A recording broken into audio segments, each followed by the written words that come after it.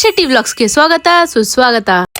ಇವತ್ ಬೆಳಿಗ್ಗೆ ಎದ್ದು ಫ್ರೆಶ್ ಅಪ್ ಆಗಿ ಆಸ್ ಯೂಶುವಲ್ ಮಾರ್ನಿಂಗ್ ರೂಟೀನ್ ಎಲ್ಲ ಮುಗಿಸಿ ತಿಂಡಿಗೆ ಅಂತ ಚಿತ್ರಾನ್ನ ತಿನ್ಕೊಂಡೆ. ಇನ್ನ ಇಲ್ಲಿ ನೋಡಿ ನಮ್ಮ ಮೋಟು ಆಟ ಆಡಕ್ಕೆ ಯಾರು ಜೊತೆಗೆ ಸಿಗ್ದೇನೆ ಪಾಪ ಸೌದೆ ಹಿಡ್ಕೊಂಡು ಆಟ ಆಡ್ತಾವಳೆ. ಅದ್ರಲ್ಲಿ ತಿಂಡಿ ಎಲ್ಲ ಮುಗಿಸ್ಕೊಂಡು ಎಲ್ಲರೂ ರೆಡಿಯಾಗಿ ಅದಾದ್ಮೇಲೆ ತಿಪ್ಪೂರ್ಗೆ ಹೊರಟು. ತಿಪ್ಪೂರ್ಗೆ ಯಾಕೆ ಅಂತ ಮುಂದೆ ಹೇಳ್ತೀನಿ ನೋಡಿ. ಹೋಗ್ತಾ ದಾರಿಲಿ ಬೇಕರಿ ಸ್ವಲ್ಪ ಐಟಮ್ಸ್ ತಗೋಬೇಕಿತ್ತು, ಅದನ್ನ ತಗೊಂಡು ಅಲ್ಲಿ ನಮ್ ವಜ್ರ ಚೆನ್ನಾಗಿಲ್ದಿರೋ ಪೇಸ್ಟಿನ ಸಕದಾಗೈತೆ ಅನ್ಕೊಂಡು ತಿಂತವನೆ. ಅದಾದ್ಮೇಲೆ ಅಲ್ಲಿಂದ ಬಸ್ ಸ್ಟ್ಯಾಂಡ್ ಹೋದು. ಅಲ್ಲಿ ನಮ್ಮ 3 ಬಸ್ ರೆಡಿ ಇತ್ತು. ಸೊ ಬಸ್ ಹತ್ಕೊಂಡು ತಿಪ್ಪೂರಲ್ಲಿ ರಾಮಂದ್ರದ ಹತ್ರ ಬಂದ್ ಇಳ್ದು. ಅಲ್ಲಿ ಇಳ್ಕೊಂಡು ಫಸ್ಟ್ ನಾವು ಹೋಗಿದ್ದೆ ಪಟ್ಲದಮ್ಮನ ದೇವಸ್ಥಾನದ ಹತ್ರ. ನಮ್ಮ ಅಮ್ಮ ತಾತ ಯಾವಾಗ ಕರ್ನಾಟಕಕ್ಕೆ ಬಂದ್ರು ಅವರು ತಿಪ್ಪೂರ್ಗೆ ಹೋಗಿ ಈ ದೇವಸ್ಥಾನಕ್ಕೆ ಹೋಗ್ತಾರೆ.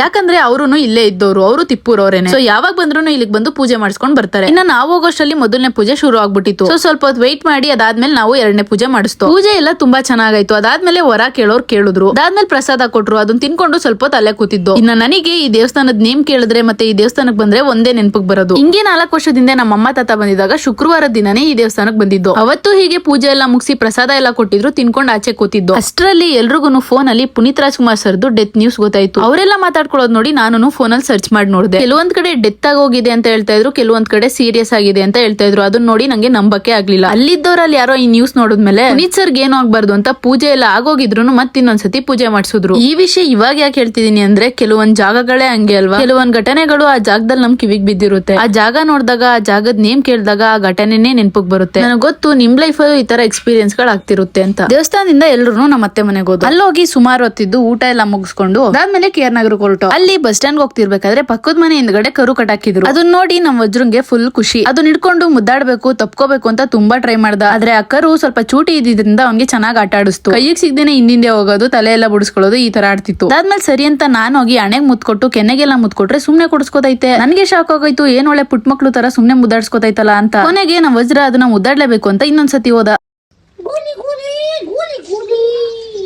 ಇದ್ಯಾವ ಭಾಷೆನ ಗೂಳಿ ಗೂಳಿ.